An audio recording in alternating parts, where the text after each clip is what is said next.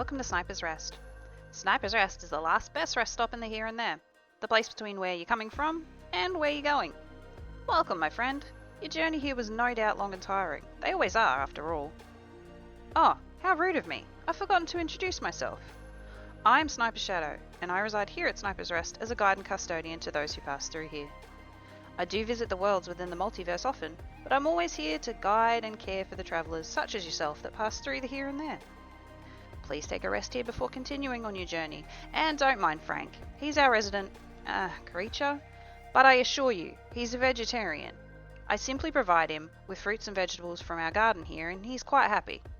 I try not to question it too closely. Today, we begin our very first tale. It was given to me by a recent traveller. I believe he was taking to the skies in search of a new ship. A sentinel ship? Preferably in the Euclid galaxy. I do hope he finds it. They're quite cool looking. This tale was first published in 1895 and made its way into the public domain in October of 2004. This science fiction piece has been crafted into 2 films, 2 TV series, and a slew of comic books. It was written by H.G. Wells and is entitled The Time Machine. Let's begin, my friends. Chapter 1. The time traveller, for so it will be convenient to speak of him, was expounding a recondite matter to us. His pale grey eyes shone and twinkled, and his usually pale face was flushed and animated. The fire burnt brightly, and the soft radiance of the incandescent lights in the lilies of silver caught the bubbles that flashed and passed in our glasses. Our chairs, being his patents, embraced and caressed us rather than submitted to being sat upon, and there was that luxurious after-dinner atmosphere when thought runs gracefully free of the trammels of precision. And he put it to us in this way, marking points with a lean forefinger, as we sat and lazily admired his earnestness over this new paradox, as we thought it, and his fecundity. You must follow me carefully. I shall have to controvert 1 or 2 ideas that are almost universally accepted. The geometry, for instance, they taught you in school, is founded on a misconception. Is it rather not a large thing to expect us to begin upon? Said Philby, an argumentative person with red hair. I do not mean to ask you to accept anything without reasonable ground for it. You will soon admit as much as I need from you. You know, of course, that a mathematical line, a line with a thickness of nil, has no real existence. They taught you that. Neither has a mathematical plane. These things are mere abstractions. That is all right, said the psychologist. Nor having only length, breadth, and thickness can a cube have a real existence. There I object, said Philby. Of course a solid body may exist, all real things, so most people think. But wait a moment, can an instantaneous cube exist? Don't follow you, said Philby. Can a cube that does not last for any time at all have a real existence? Philby became pensive. Clearly, the time traveller proceeded, any real body must have an extension in 4 directions. It must have length, breadth, thickness, and duration. But through the natural infamy of flesh, which I will explain to you in a moment, we incline to overlook this fact. There are really 4 dimensions, 3 which we call the 3 planes of space, and a 4th, time. There is, however, a tendency to draw an unreal distinction between the former 3 dimensions and the latter, because it happens that our consciousness moves intermittently in one direction along the latter, from the beginning to the end of our lives. That, said a very young man, making spasmodic efforts to relight his cigar over the lamp. That is very clear indeed. Now, it is very remarkable that this is so extensively overlooked, continued the time traveller with a slight accession of cheerfulness. Really, this is what is meant by the 4th dimension, though some people who talk about the 4th dimension do not know that they mean it. It is only another way of looking at time. There is no difference between time and any of the other 3 dimensions of space except that our consciousness moves along it. But some foolish people have gotten hold of the wrong side of that idea. You have all heard what they have to say about this 4th dimension? I have not, said the provincial mayor. It is simply this, that space, as our mathematicians have it, is spoken of having 3 dimensions, which one may call length, breadth, and thickness, and is always definable by reference to 3 planes, each at right angles to the others. But some philosophical people have been asking why 3 dimensions particularly? Why not another direction at right angles to the other 3? And have even tried to construct a 4th dimensional geometry. Why, Professor Simon Newcomb was expounding this to the New York Mathematical Society only a month or so ago. You know how on a flat surface, which only has 2 dimensions, we can represent a figure of a 3-dimensional solid, and similarly they think that by models of 3 dimensions they could represent one of 4, if they could master the perspective of the thing. Do you see? I think so, murmured the provincial mayor, and knitting his brows together he lapsed into an introspective state, his lips moving as one who repeats mystic words. Yes, I think I see it now, he said, after some time, brightening in a quite transitory manner. Well, I do not mind telling you I have been at work upon this geometry of 4 dimensions for some time. Some of my results are curious. For instance, here is a portrait of a man at 8 years old, another at 15, another at 17, another at 23, and so on. All these are evidently sections, as it were, 3-dimensional representations of his 4-dimension being, which is a fixed and unalterable thing. Scientific people, proceeded the time traveller, after the pause required for proper assimilation of this, know very well that time is only a kind of space. Here is a popular scientific diagram, a weather record. This line I trace with my finger shows the movement of the barometer. Yesterday it was so high. Yesterday night it fell. Then this morning it rose again, and so gently upwards to here. Surely the mercury did not trace this line in any of the dimensions of space generally recognized, but certainly traced it, such a line, and that line, therefore, we must conclude, was along the time dimension. But, said the medical man, staring hard at a coal in the fire, if time is really only a 4th dimension of space, why is it, and why has it always been, regarded as something different? And why can we not move in time as we move about in the other dimensions of space?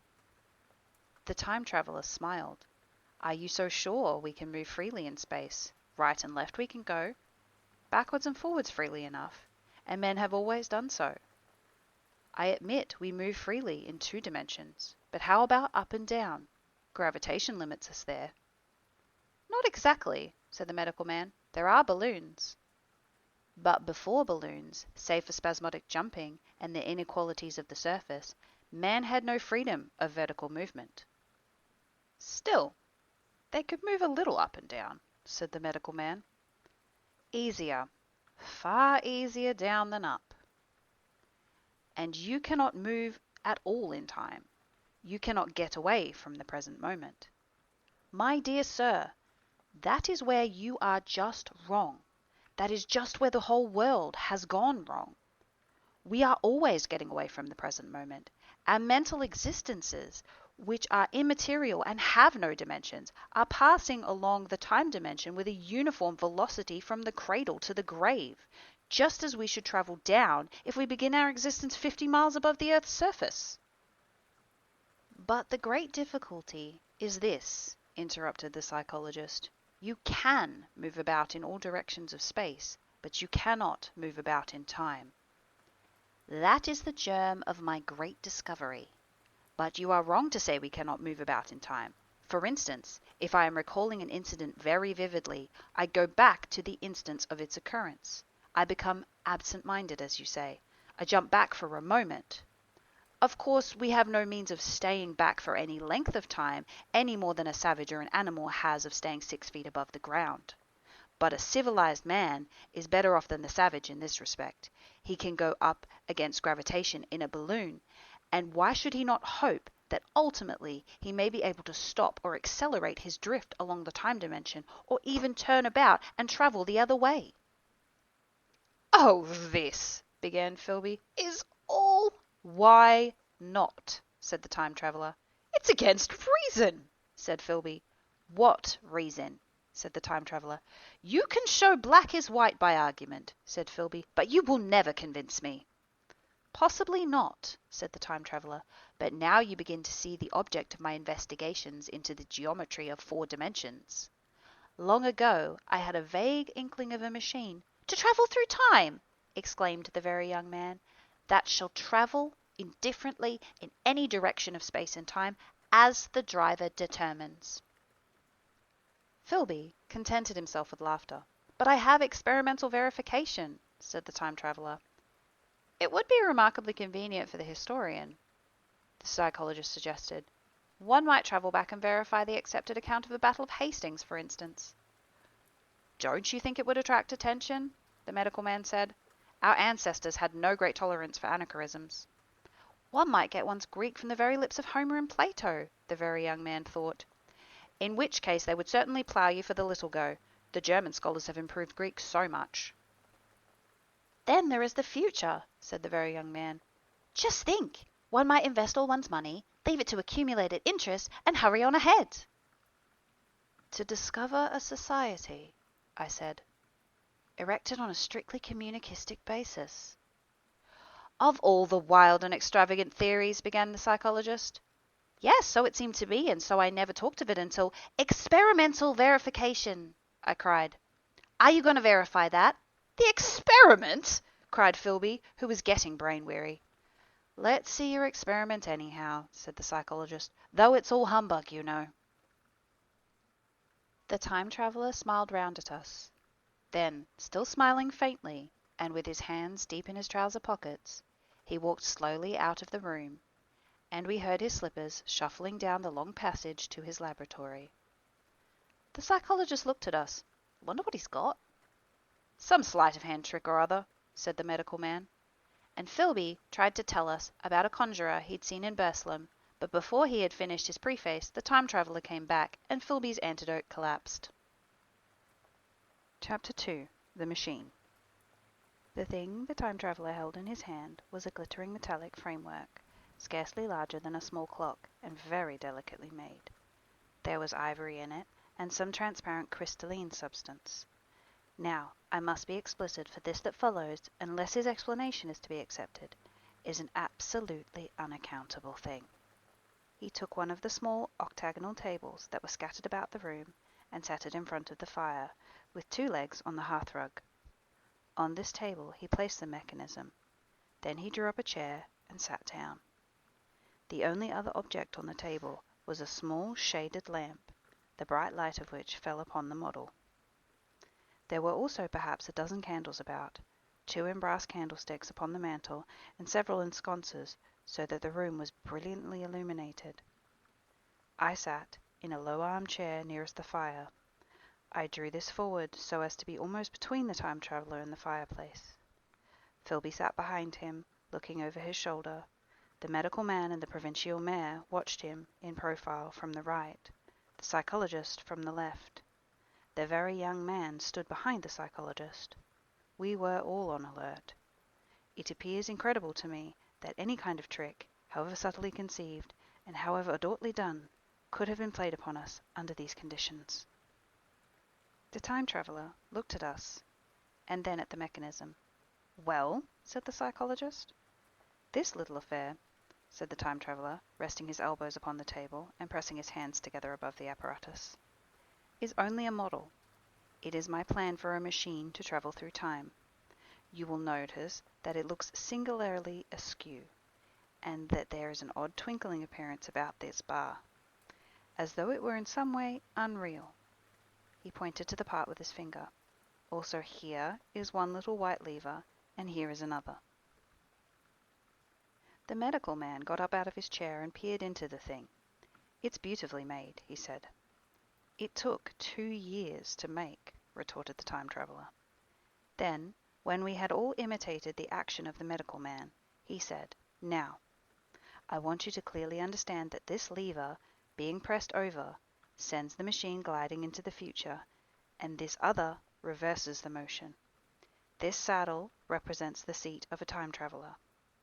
Presently, I am going to press the lever, and off the machine will go. It will vanish, pass into future time, and disappear. Have a good look at the thing. Look at the table too, and satisfy yourself that there is no trickery. I don't want to waste this model, and then be told I'm a quack. There was a minute's pause, perhaps. The psychologist seemed to be about to speak to me, but then changed his mind. Then the time traveller put forth his finger towards the lever. No, he said suddenly. Lend me your hand. And turning to the psychologist, he took that individual's hand in his own and told him to put out his forefinger. So that it was, the psychologist himself who sent forth the model time machine on its interminable voyage. We all saw the lever turn. I am absolutely certain that there was no trickery. There was a breath of wind, and the lamp flame jumped. One of the candles on the mantel was blown out, and the little machine suddenly swung round, became indistinct, was seen as a ghost for a second perhaps, as an eddy of faintly glittering brass and ivory, and then it was gone, vanished. Save for the lamp, the table was bare. Everyone was silent for a minute. Then Philby said he was damned. The psychologist recovered from his stupor and suddenly looked under the table. At that, the time traveller laughed cheerfully. Well, he said, with a reminiscence of the psychologist.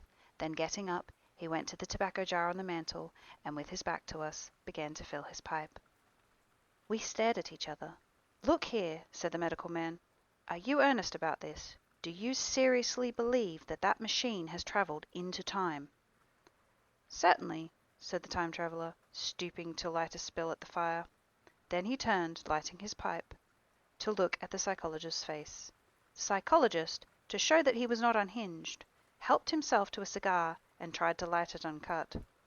What is more, I have a big machine that's nearly finished, in there. He indicated the laboratory. And when that is put together, I mean to have a journey on my own account. You mean to say that that machine has travelled into the future, said Philby. Into the future or the past. I don't for certain know which. After an interval, the psychologist had an inspiration. It must have gone into the past if it has gone anywhere, he said. Why? Asked the time traveller. Because I presume that it has not moved in space, and if it travelled into the future, it would still be here all this time, since it must have travelled through this time.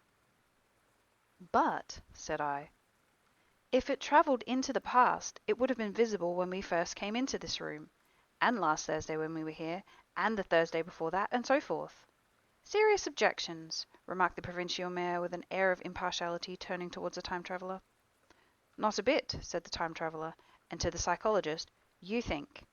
You can explain that. It's a presentation below the threshold. You know, diluted presentation. Of course, said the psychologist, and reassured us. That's a simple point of psychology. I should have thought of it. It's plain enough and helps the paradox delightfully. We cannot see it, nor can we appreciate this machine, any more than we can appreciate the spoke of a wheel spinning or the bullet flying through the air. If it is travelling through time 50 or 100 times faster than we are, if it gets through a minute while we get through a second, the impression it creates will of course be only 1/50th or 1/100th of what it would make if it were not travelling through time. That's plain enough. He passed his hand through the space in which the machine had been. You see, he said, laughing. We sat and stared at the vacant table for a minute or so. Then the time traveller asked us what we thought of it all. It sounds plausible enough tonight, said the medical man, but wait until tomorrow. Wait for the common sense of morning. Would you like to see the time machine itself? Asked the time traveller, and therewith, taking the lamp in his hand, he led the way down the long and draughty corridor to his laboratory. I remember vividly the flickering light, his queer broad head in silhouette, the dance of the shadows, and how we all followed him, puzzled but incredulous, and how there in the laboratory we beheld a larger edition of the little mechanism which we had seen vanish before our eyes. Parts were of nickel, parts of ivory, parts had certainly been sawn or filed out of rock crystal. The thing was generally complete, but the twisted crystalline bars lay unfinished upon the bench beside some sheets of drawings, and I took one up for a better look at it. Quartz it seemed to be. Look here, said the medical man, are you perfectly serious? Or is this a trick, like that ghost you showed us last Christmas? Upon that machine, said the time traveller, holding his lamp aloft, I intend to explore time. Is that plain? I was never more serious in my life. None of us quite knew how to take it. I caught Philby's eye over the shoulder of the medical man, and he winked at me solemnly. Chapter 3. The Time Traveller Returns. I think that at that time none of us quite believed the time machine. The fact is, the time traveller was one of those men who are too clever to be believed. You never felt that you saw all round him. You always suspected some subtle reserve or some ingenuity in ambush behind his lucid frankness. Had Philby shown us the model and explained the matter in the time traveller's words, we should have shown him far less scepticism, for we should have perceived his motives. A pork butcher could understand Philby.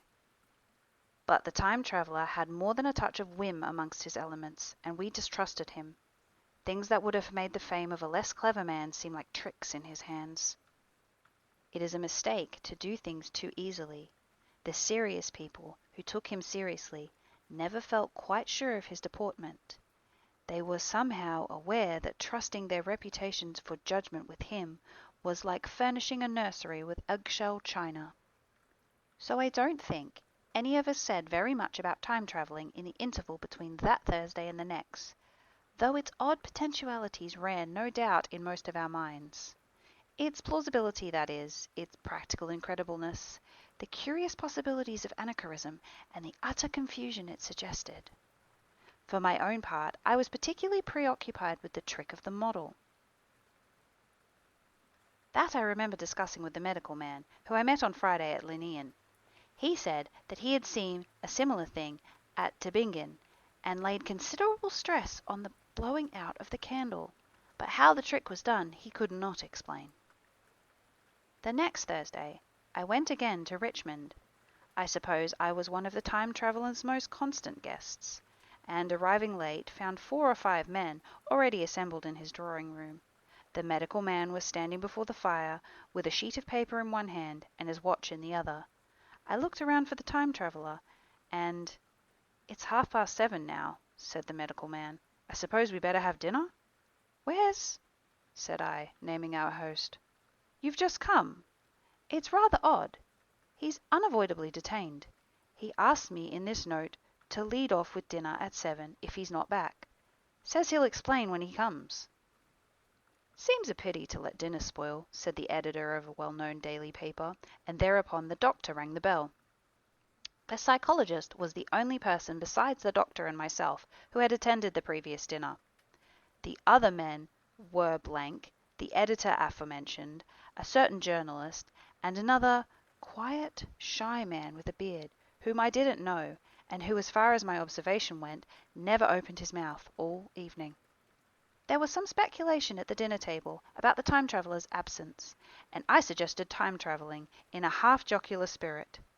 The editor wanted that explained to him, and the psychologist volunteered a wooden account of the ingenious paradox and trick we had witnessed that day week. He was in the midst of his exposition when the door from the corridor opened slowly and without noise. I was facing the door and saw it first. "Hallo," I said. At last the door opened wider, and the time traveller stood before us. I gave a cry of surprise. "Good heavens, man! What's the matter?" cried the medical man, who saw him next, and a whole tableful turned to the door. He was in an amazing plight. His coat was dusty and dirty, and smeared with green down the sleeves. His hair disordered, and it seemed to me greyer, either with dust or dirt, or because its colour had actually faded. His face was ghastly pale. His chin had a brown cut on it, a half-healed cut. His expression was haggard and drawn, as by intense suffering. For a moment he hesitated in the doorway, as if he had been dazzled by the light. Then he came into the room. He walked with such a limp as I have seen in footsore tramps. We stared at him in silence, expecting him to speak. He said not a word, but came painfully to the table and made a motion towards the wine. The editor filled a glass of champagne and pushed it towards him. He drained it, and it seemed to do him good, for he looked around the table, and a ghost of his old smile flickered across his face. "What on earth have you been up to, man?" said the doctor. The time traveller did not seem to hear. "Don't let me disturb you," he said with a certain faltering articulation. "I'm all right." He stopped, held out his glass for more, and took it off at a draught. "That's good," he said. His eyes grew brighter, and a faint colour came into his cheeks. His glance flickered over our faces with a dull approval, then went around the warm and comfortable room. Then he spoke again, still as if he were feeling his way among words. I'm going to wash and dress, and then I'll come down and explain things. Save me some of that mutton. I'm starving for a bit of meat." He looked across at the editor, who was a rare visitor, and hoped he was all right. The editor began a question. "I'll tell you presently," said the time traveller. "I'm funny. Be all right in a minute." He put down his glass and walked towards the staircase door.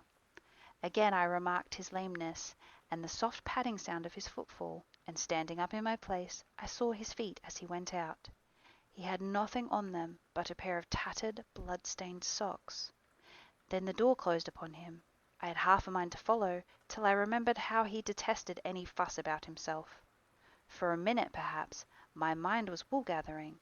Then remarkable behaviour of an eminent scientist, I heard the editor say, thinking, after his wont, in headlines. And this brought my attention back to the bright dinner table. "What's the game?" said the journalist. "Has he been doing the amateur cadger? I don't follow." I met the eye of the psychologist and read my own interpretation in his face. I thought of the time traveller limping painfully upstairs. I don't think anyone else noticed his lameness. The first to recover completely from this surprise was the medical man, who rang the bell — the time traveller hated to have servants waiting at dinner — for a hot plate. At that, the editor turned to his knife and fork with a grunt, and the silent man followed suit. The dinner was resumed.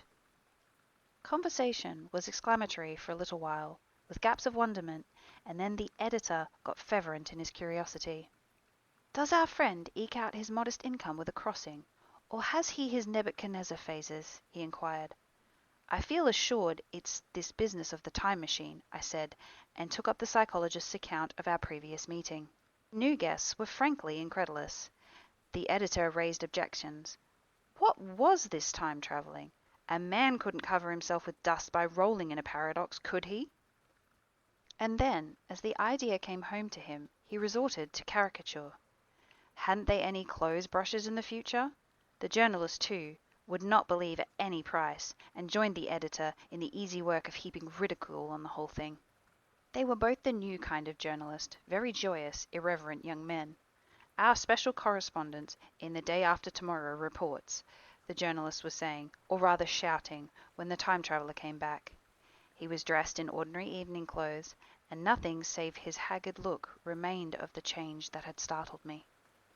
"I say," the editor said hilariously, "these chaps here say you've been travelling into the middle of next week. Tell us all about little Roseberry, will you? What will you take for the lot?" The time traveller came to the place reserved for him without word. He smiled quietly in his old way. "Where's my mutton?" he said. "What a treat it is to stick a fork into meat again." "Story!" cried the editor. "Story be damned!" said the time traveller. "I want something to eat. I won't say a word until I get some peppertone into my arteries." "Thanks. And the salt." "One word," said I. "Have you been time travelling?" "Yes," said the time traveller, with his mouth full, nodding his head.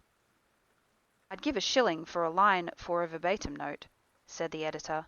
The time traveller pushed his glass towards the silent man and rang it with his fingernail, at which the silent man, who had been staring at his face, started convulsively, and then poured him wine. The rest of the dinner was uncomfortable. For my own part, sudden questions kept on rising to my lips, and I dare say it was the same with the others. Journalists tried to relieve the tension by telling anecdotes of Hetty Potter. The time traveller devoted his attention to his dinner, and displayed the appetite of a tramp. The medical man smoked a cigarette and watched the time traveller through his eyelashes. The silent man seemed even more clumsy than usual, and drank champagne with regularity and determination out of sheer nervousness. At last the time traveller pushed his plate away, and looked round us. "I suppose I must apologise," he said. "I was simply starving. I've had a most amazing time." He reached out his hand for a cigar and cut the end. "But come into the smoking room. It's too long a story to tell over greasy plates." And ringing the bell in passing, he led the way to the adjoining room. "You have told blank and dash and choose about the machine?" he said to me, leaning back in his easy chair and naming the 3 new guests. "But the thing's a mere paradox," said the editor. I can't argue tonight. I don't mind telling you the story, but I can't argue. I will, he went on, tell you the story of what has happened to me, if you'd like, but you must refrain from interruptions. I want to tell it, badly. Most of it will sound like lying, so be it. It's true, every word of it all the same. I was in my laboratory at 4 o'clock, and since then I've lived 8 days. Such days as no human being has ever lived before. I'm nearly worn out, but I shan't sleep till I've told this thing over to you. Then I shall go to bed, but no interruptions. Is it agreed? Agreed, said the editor, and the rest of us echoed agreed. And with that, the time traveller began his story, as I have set it forth. He sat back in his chair at first and spoke like a weary man. Afterwards he got more animated. In writing it down, I feel with only too much keenness the inadequacy of pen and ink, and above all, my own inadequacy to express its quality. You read, I will suppose, attentively enough, but you cannot see the speaker's white, sincere face in the bright circle of the little lamp, nor hear the intonation of his voice. You cannot know how his expression followed the turns of his story. Most of us hearers were in the shadow, for the candles in the smoking room had not been lighted, and only the face of the journalist and the legs of the silent man from the knees downwards were illuminated. At first we glanced now and again at each other. After a time we ceased to do that, and looked only at the time traveller's face. Chapter 4. Time Travelling. I told some of you last Thursday of the principles of the time machine, and showed you the actual thing itself, incomplete, in the workshop. There it is now, a little travel-worn truly, and one of the ivory bars is cracked, and the brass rail bent, but the rest of it's sound enough. I expected to finish it on Friday, but on Friday when the putting together was nearly done, I found that one of the nickel bars was exactly 1 inch too short, and this I had to get remade, so that the thing was not complete until this morning. It was at 10 o'clock today that the first of all time machines began its career. I gave it a last tap, tried all the screws again, put one more drop of oil on the quartz rod, and sat myself in the saddle. I suppose a suicide who holds a pistol to his skull feels much the same wonder at what will come next as I felt then. Took the starting lever in one hand and the stopping one in the other, pressed the first and almost immediately the second. I seemed to reel. I felt a nightmarish sensation of falling, and looking around, I saw the laboratory exactly as before. Had anything happened? For a moment I suspected that my intellect had tricked me. Then I noted the clock. A moment before, as it seemed, it had stood at a minute or so past 10. Now it was nearly 3:30. I drew a breath, set my teeth, gripped the starting lever with both hands, and went off with a thud. The laboratory got hazy and went dark. Mrs. Watchett came in and walked, apparently without seeing me, towards the garden door.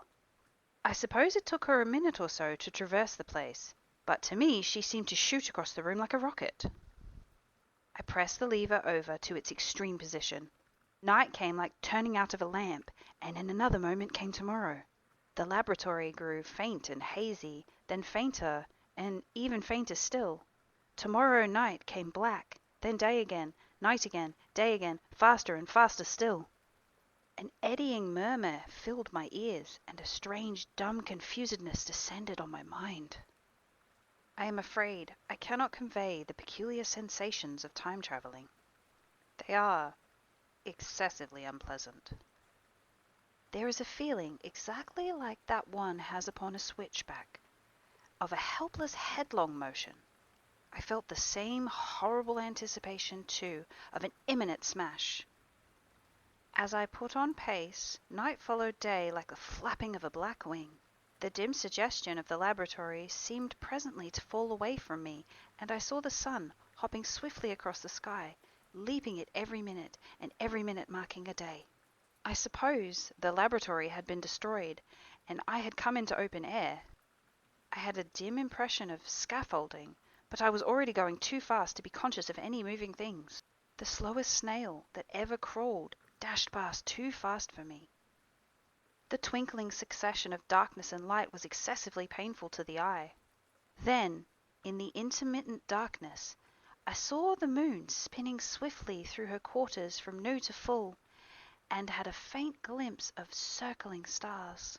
Presently, as I went on, still gaining velocity, the palpitation of night and day merged into one continuous greyness. The sky took on a wondrous deepness of blue, a splendid luminous colour like that of early twilight.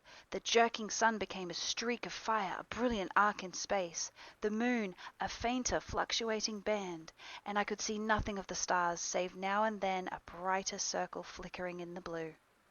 The landscape was misty and vague. I was still on the hillside upon which this house now stands, and the shoulder rose above me grey and dim. I saw trees growing and changing like puffs of vapour, now brown, now green. They grew, spread, shivered, and passed away. I saw huge buildings rise up faint and fair, and pass like dreams. The whole surface of the earth seemed to change, melting and flowing under my eyes. The little hands upon the dials that registered my speed raced around, faster and faster. Presently, I noted that the sun belt swayed up and down from solstice to solstice in a minute or less, and that consequently my pace was over a year a minute, and minute by minute the white snow flashed across the world and vanished, and was followed by the bright, brief green of spring. The unpleasant sensations at the start were less poignant now. They merged into a kind of hysterical exhilaration. I remarked, indeed, a clumsy swaying of the machine for which I was unable to account, but my mind was too confused to attend to it, so with a kind of madness growing upon me, I flung myself into futurity. But presently a fresh series of impressions grew up in my mind, a certain curiosity, and therewith a certain dread, until at last they took complete possession of me. What strange developments of humanity! What wonderful advances upon our rudimentary civilization, I thought, might not appear when I came to look nearly into the dim, elusive world that raced and fluctuated before my eyes. I saw great and splendid architecture rising about me, more massive than any buildings of our time, and yet, as it seemed, built of glimmer and mist. I saw a richer green flow up the hillside and remain there without any wintry intermission. Even through the veil of my confusion, the earth seemed very fair. And so my mind came round to the business of stopping. The peculiar risk lay in the possibility of my finding some substance in the space which I, or the machine, occupied. So long as I travelled at a high velocity through time, this scarcely mattered.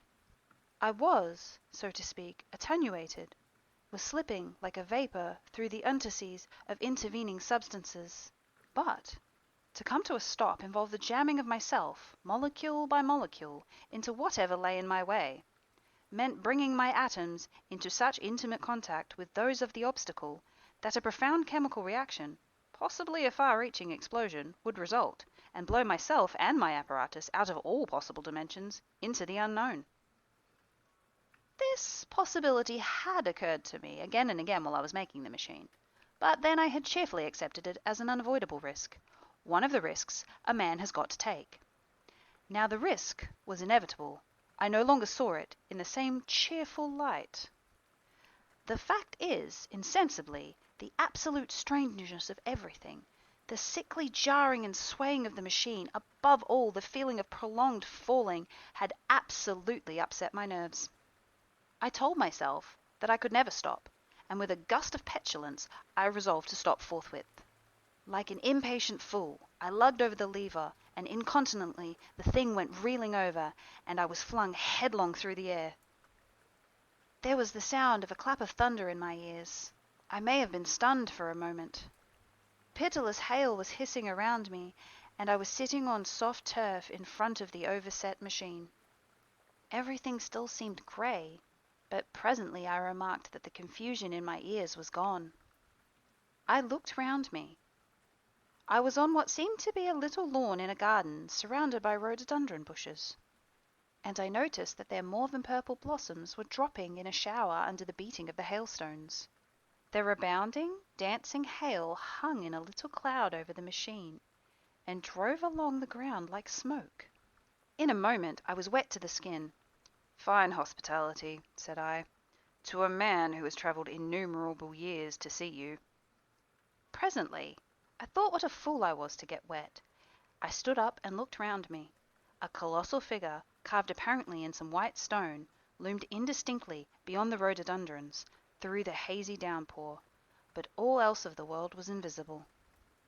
My sensations would be hard to describe. As the columns of hail grew thinner, I saw the white figure more distinctly. It was very large, for a silver birch tree touched its shoulder. It was of white marble, in shape something like a winged sphinx, but the wings, instead of being carved vertically at the sides, were spread out so it seemed to hover. The pedestal, it appeared to me, was of bronze, and thick with verdigris. It chanced that the face was towards me, the sightless eyes seemed to watch me, and there was the faint shadow of a smile on the lips. It was greatly weather-worn, and that imparted an unpleasant suggestion of disease. I stood looking at it for a little space, half a minute perhaps, or half an hour. It seemed to advance and to recede as the hail drove before it, denser or thinner. At last I tore my eyes from it for a moment, and saw that the hail curtain had worn threadbare, and that the sky was lightening with the promise of the sun. I looked up again at the crouching white shape, and the full temerity of my voyage suddenly came upon me. What might appear when that hazy curtain was altogether withdrawn? What if, in this interval, the race has lost its manliness, and had developed into something inhuman, unsympathetic, and overwhelmingly powerful? I might seem like some old-world savage animal, only the more dreadful and disgusting for our common likeness, a foul creature to be incontinently slain. I already saw other vast shapes, huge buildings with intricate parapets and tall columns, with a wooded hillside dimly creeping in upon me through the lessening storm. I was seized with a panic fear. I turned frantically to the time machine and strove hard to readjust it. As I did so, the shafts of the sun smote through the thunderstorm. The grey downpour was swept aside and vanished like trailing garments of a ghost. Above me, the intense blue of the summer sky and some faint brown shreds of cloud whirled into nothingness. The great buildings about me stood out clear and distinct, shining with the wet of the thunderstorm, and picked out in white by the unmelted hailstones piled along their courses. I felt naked in a strange world. I felt as perhaps a bird may feel in the clear air, knowing the hawk wings above and will swoop. My fear grew to frenzy. I took breathing space, set my teeth, and again grappled fiercely, wrist and knee, with the machine. It gave under my desperate onset and turned over. It struck my chin violently. One hand on the saddle, the other on the lever, I stood panting heavily, in attitude to mount again. But with this recovery of a prompt retreat, my courage recovered. I looked more curiously and less fearfully at this world of the remote future. In a circular opening, high up in the wall of the nearer house, I saw a group of figures, clad in soft, rich robes. They had seen me, and their faces were directed towards me. Then I heard voices approaching me, coming through the bushes by the white sphinx, were the heads and shoulders of men running. One of these emerged in a pathway leading straight to the little lawn upon which I stood with my machine. He was a slight creature, perhaps 4 feet in height, clad in a purple tunic, girdled at the waist with a leather belt. Sandals or buskins, I could not clearly distinguish which, were on his feet. His legs were bare to the knees, and his head was bare. Noticing that, I noticed for the first time how warm the air was. He struck me as being a very beautiful, graceful creature, but indescribably frail. His flushed face reminded me of the more beautiful kind of consumptive, that hectic beauty of which we used to hear so much. At the sight of him, I suddenly regained confidence. I took my hands from the machine. That concludes our tale for this week, my friend. Please return next week, and we will continue our journey through the Time Machine by H.G. Wells. If you wish to rest some more, please find a space that suits you, Whether you curl up by the fire, partake in some food and beverages in our kitchen, take a nap in one of our many rooms, or take a stroll around the garden, please know, you're always welcome at Sniper's Rest, my friend. If you are continuing your journey, the multiverse has some treats for you today. To the north, you will be able to catch a shuttle to the Citadel and immerse yourself in the wonders of alien cultures. Or if Citadel life doesn't suit you, you can catch a ship through the relay to anywhere in the known universe. To the west, you'll head off into the borderlands. You'll be greeted by skags and psychos. Don't forget to bring your shield and a big ass gun. Oh, and if you're going that way, say hi to TK for me. To the east, you'll head to the capital wasteland in search of your missing father. Don't forget to go to the scrapyard northeast of the vault. I know a good friend that waits there for you. Tell him he's the bestest boy for me. And if you are making your own way out there, good luck, my friend, wherever you end up. Wherever you come from, and wherever you're going, thank you for spending some time here with us at Sniper's Rest. Remember to take care of yourself, be kind to others, hydrate, take a moment to look out into the world and marvel at how incredible it all is. How incredible you are, friend. Until next time, please take care on your way.